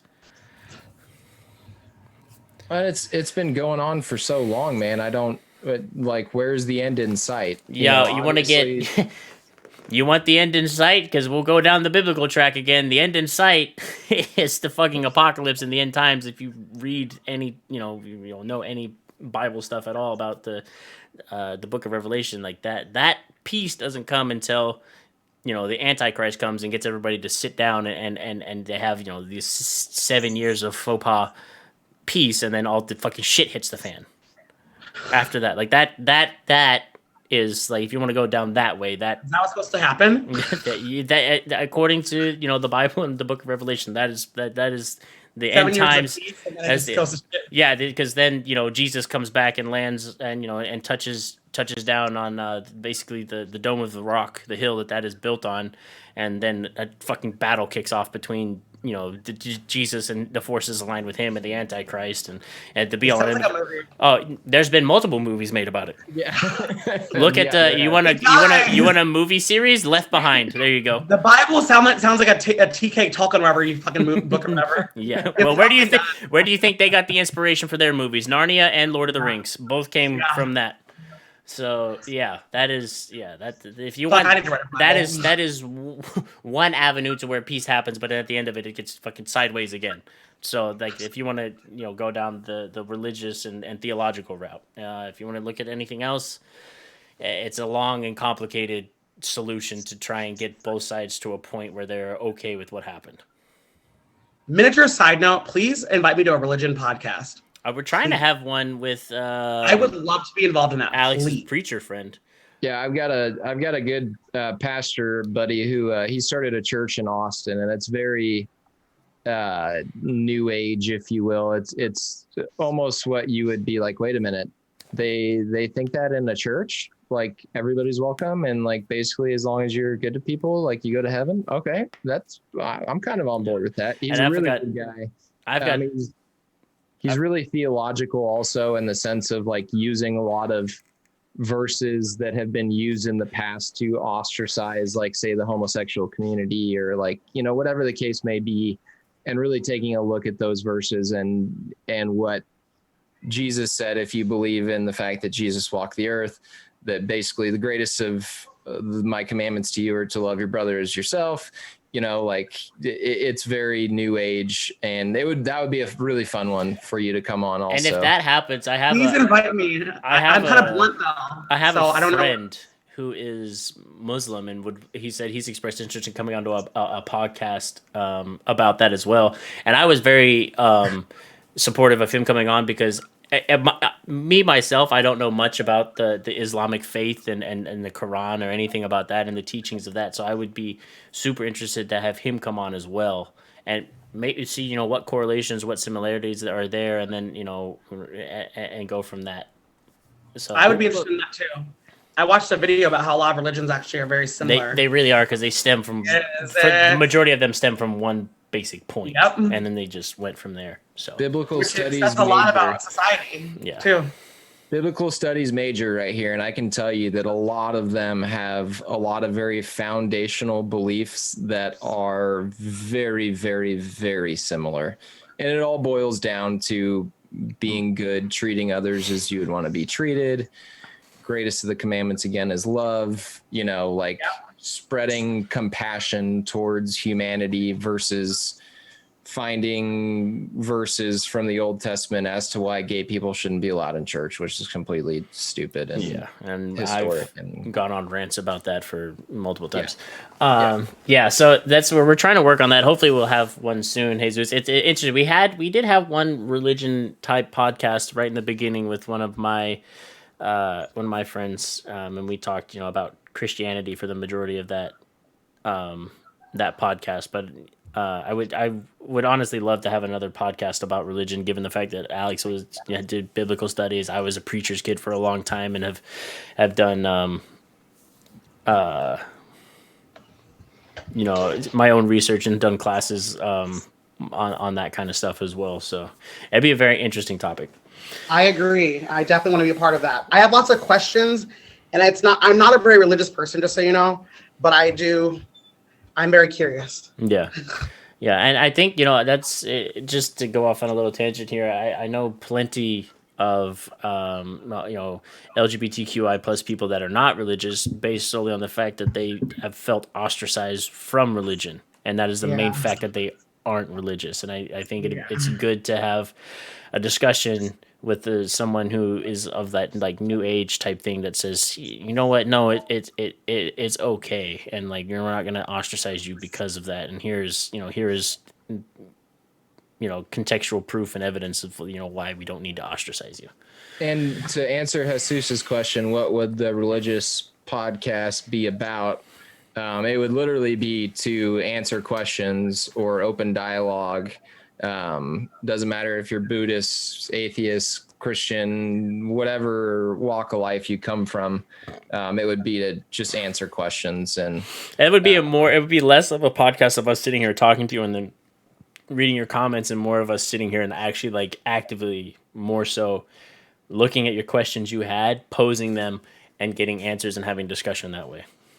Yeah, and like always, you might agree with them or you might not agree with them, and that's completely fine. So, at least I can tell you, we can tell you what we believe and why we believe it, and it'd basically be that. So, Jesus, you are correct in that Jesus' name was actually Yeshua. And it just in the English translation, it came out to Jesus. Correct. And there's a whole breakdown of why it's Yeshua and what the first half of the name means and what the second half of the name means and all that type of stuff. We do not have time to go into that today. We will save that for our religion podcast. God was first referred to as just the symbol X. Also, fun fact: the name God did not come along for a very long time. It was just kind of like a non-binary. It wasn't. I wouldn't say it was. It wasn't like. It was. It looked like an X, but it wasn't like a full X. It looked, I guess, technically more like akin to a Y, which is where you get the delineation. The delineation Yahweh. Sorry, yeah. Yahweh with its. Then the first half of that moves into the Yeh of Yeshua, and the Shua part is a whole. That's a lot to break down in that. Might take a while. It's gonna take a hot minute. We can do it. But do you guys think that you guys would be different if you guys did not have your religious beliefs? Would you still be the same as you are now? Sorry, I have to. No, that's a good question. I'm taking a therapy class about this right now. It's really interesting, and I think that I would be different. I feel that the religious educations and thing that I had played a major part in who I was as I was growing up and developing. I don't want to say I have since moved on and forgotten anything about that, but I reference it and lean on it less so now as I've grown and done my own research about things. And I would say that it's not. I've deviated from like religion by itself as a construct and done my own research into things and as life experiences have happened and stuff, I've looked at things this way and come back and been like, well, why does religion say this when I've done my own research and into the texts and stuff, and they say something that's vastly different. So that's how you would make your choices, though, is based on the religion you experienced as a child. I wouldn't say how I made. I've definitely, as a child, made some choices based off of like being in like the Christian faith and the subgroup like of Protestantism from that. But as I've gotten older, I've looked back on some of those choices and I wouldn't say corrected course, but perhaps pulled 180s on decisions I've made because of other things that I've come across, and even people I've known in. Like friends I've made, like you and my best friend who's gay, and another friend that I've made in New York who's gay, and I look at things and go, well, religion says that they're going to hell and that we don't, we should try and convert them to not be gay, when other things like science have proved that it's not a choice. It's who you are and your biological makeup. So I look at that and go, why, religion says that they're going to hell and God hates them, but when I read the texts, I look at things and say, well, God doesn't hate people, and that our command is to love others as we love ourselves. But the first, and the first commandment is to love God first and then love your neighbor.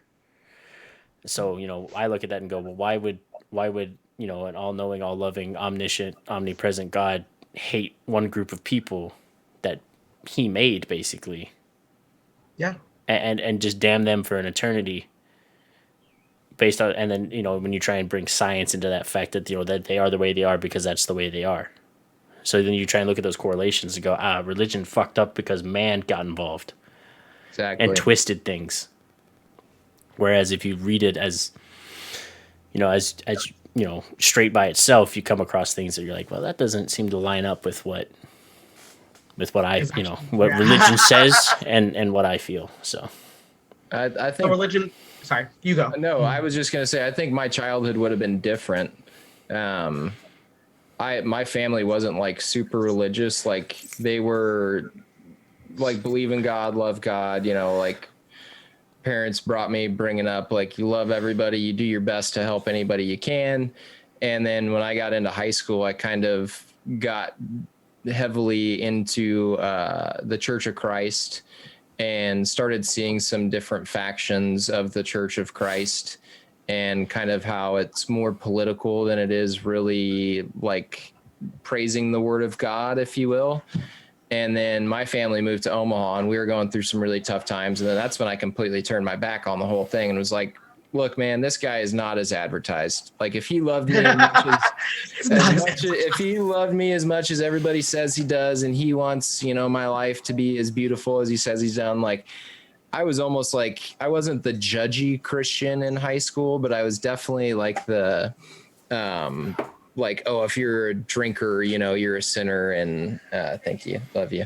You know, you're making poor choices, you know, and you're gonna not necessarily go to hell. But anyway, then come to Omaha and completely like turn my back on it as a whole, and then I end up graduating from a Christian university here in Omaha, and that's when it really started all coming together for me. Because I had like the true like Bible thumpers, like think of someone that would literally throw a Bible at you if you disagree with them, because this is the word of God, damn it. You know, and then like single mothers, you know, who believed in God, but were pretty non-denominational. And then that's when it all started coming together for me. I was like, oh, this is a lot different than what I thought it was. Mm-hmm. Like, humanity,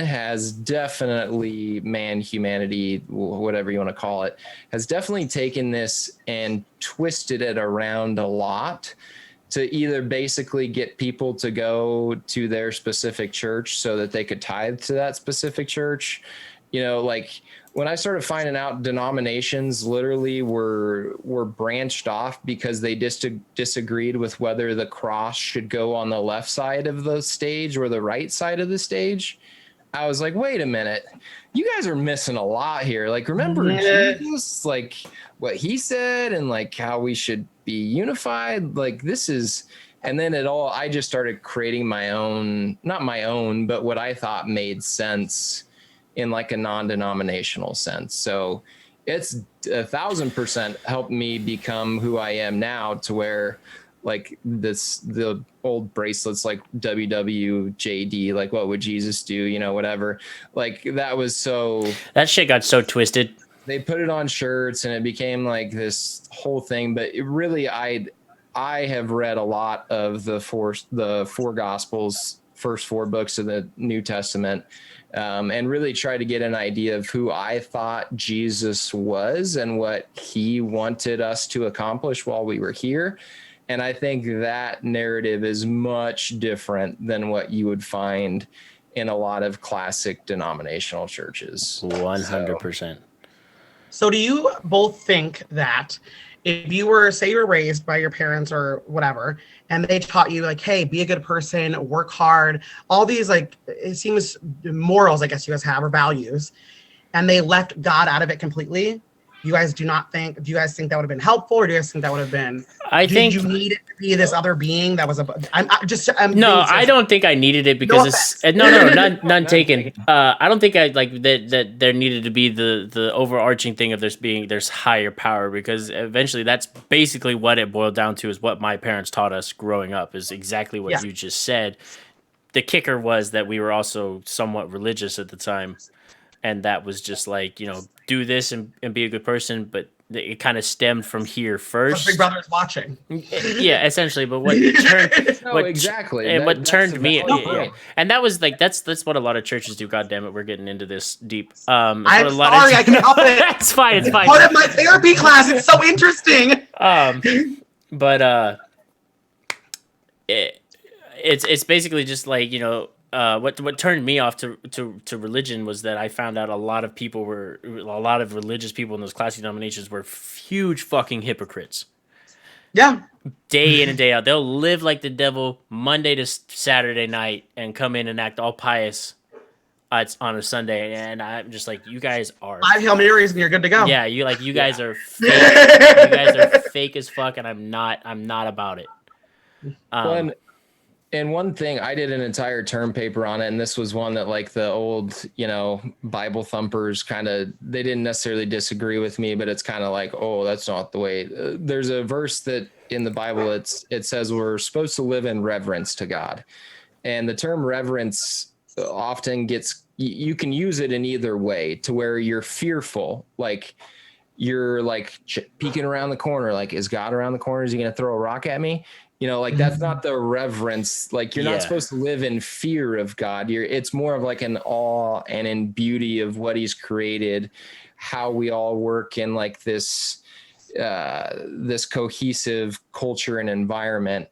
And that was a big kind of light switch moment for me, where like, the fire and brimstone pastors would use that verse as you're supposed to live in fear of God and you cannot sin, my brother, because you're going to go to hell. It's like, well, that's not the way that it was really written. It's more of a live in a reverences type of like on beauty. And that's just like one little example of probably 100 examples when I really started like dissecting the text of the Bible, that it starts to make sense. Like, oh man, these guys use this shit for a lot of different reasons other than the way it was intended. Basically got to the point where they twisted the Bible into a fear tactic to get people to come to church and to live in such a way that they just don't go to hell. The be all and end of it was, you don't want to go to hell and burn for an eternity and live in pain and suffering, then do this. Yep. Yeah. And totally missed out on so many other things that matter way more. Yeah, I validate that. That's experience. I feel like I've experienced it. But yeah, it's a whole thing, and we will 100% get into this. Sorry, deeply. No, it's fine. No, you're fine. Deeper when we have Alex's pastor friend on, and like we said before, we might have to switch up the day we do that so that we can fit his schedule a little bit better rather than doing it on a Sunday. Like I have a pretty good understanding of this stuff, but that guy has like he'll blow your mind. Like. Yeah. It's like, oh, I never thought about it that way. Like I was kind of lied to my whole life growing up about what this Jesus fellow and what the Bible's all about, Yep. I'm excited. It sounds really interesting. But yeah, it'll be interesting to say the least. For sure. Chat, we are now at the time where we're going to turn it over to you guys. If you have any other closing thoughts or questions that you want us to discuss here for, real quick, we'll do the hot takes minute. And do that, and then we'll leave you guys with some closing thoughts and get ready to come back here next week. These podcasts are flying faster and faster, dude. We get to an hour 45, and I'm like, it cannot be almost 8 o'clock. I know. I know. I've been looking forward to have Tony on all week, and then I'm like, thank you, dude. When you texted us and said, I'm so excited, my heteros, I was laughing for like 5 minutes. I know. And then he came back and I don't even remember who it was, but someone said like, yes, my bromos. And I was like, yes. It was me. It was you. I know. I thought I was like, yes, this is great. I responded back to him and I was like, I'm excited, my homo. And I'm like, that's fine. That's fine. If he didn't like it, he'd say something. I would. Thank you. It's funny. Yeah, it's great. We're heteros. You're homosexual. It's fine. It's fine. And there are great things about both of us. Exactly.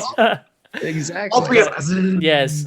So Jesus said that Olivia Rodrigo's new song is fire. I will have to check it out because I have not heard it. But that is a good thing to leave me with for the rest of the week. I will report back to you next Sunday on what my thoughts about Olivia Rodrigo's new song is. Origami Angels, that album slaps. Gami Gang. I'm telling you, do yourself a favor. God, it's so good. It's so good. So good. Coke said instead of hot takes, y'all should give us hot cakes. You wanted to see my butt, or I will start making pancakes and just send me your address. And might be a little cold by the time they get there, but I will do a bad job of twerking if that's what you want. No, please don't do that. Please don't do I'm that. enjoying your homoerotic jokes, Ben. Look, I'm comfortable where I'm at. Okay, I can make these jokes. All around me are the gay faces. Oh, sorry. Pretty fucking stellar face. Exactly. Stellar. Great face. Jesus said, "I'll call in next time Tony is around. The podcast will go on forever." Oh, that'd be a special day. Oh, wait, what? That Jesus said he'd call in next time you're on. I feel like you guys would have just. I feel like we would too. Hi, Jesus. Alex and I will just sit here and mediate the conversation and let you guys talk. I like to talk to people. I'm all about the viewpoints, good or different from mine or the same. I think it's fun. No, Coke, I know you. Cooler beer up here and some popcorn. I'm saying, I'm just gonna listen. I feel like he has a lot to say, and I am dying to know. He does. We got him on. Honestly, we finally got him on last week to talk, and it was amazing. Coke, I know you were talking about pancakes, so I just wanted to make the joke. Anyway, I just like that his name is Coke. If you guys don't have anything else for us, I'm gonna call it a wrap for this week. I love and appreciate you guys showing out. Take over the podcast. What in the gay world? I will title that podcast exactly that for that episode. Yes. Thank you. I am all the way here for it. That would be I'm excited. So great. That would be so great. But yeah, I will leave you guys with this. Again, I love and appreciate all of you that show up week in and week out to sit here and interact with us and listen to us talk our talk. Again, I'm gonna do this every time at the end of the podcast for our YouTube audience that listens to us whenever these go up on YouTube. I appreciate you guys as well and the support you're showing us over there. Continue to do what you're doing and sharing that out with the likes, subscribes, sharing all that good shit. And you know what? We will talk to you guys next weekend. As always, if you've come across something, don't be afraid to message Alex and I on Twitter. The end screen has our handles on Twitter. Be sure to follow Tony on Facebook. It's enjoyable. It's great. I love reading his posts and seeing people get pissed off about it. It's awesome. I live for it. So there's no better place in the land of Facebook than Tony Kendall's Facebook page. It is fantastic. It's great. I love it. It's great. But until next week, y'all, continue doing your research, searching for the truth in and amongst all the muck and mire that gets thrown at you every week, and we're excited to be back here again next week with whatever happened in the world, and we'll talk about it and we'll cover it. But other than that, I love you guys, and like we say every week, find somebody, tell them you love them, give them a big hug. It's not guaranteed when you'll see them next. If you've been vaccinated, give them a big old smooch on the cheek if they consent. If they're into that sort of thing. Exactly. But other than that, we'll see you guys next week, and we love you guys. You all. Bye. Love you, Tony. Thanks for having me, guys. Absolutely. Bye.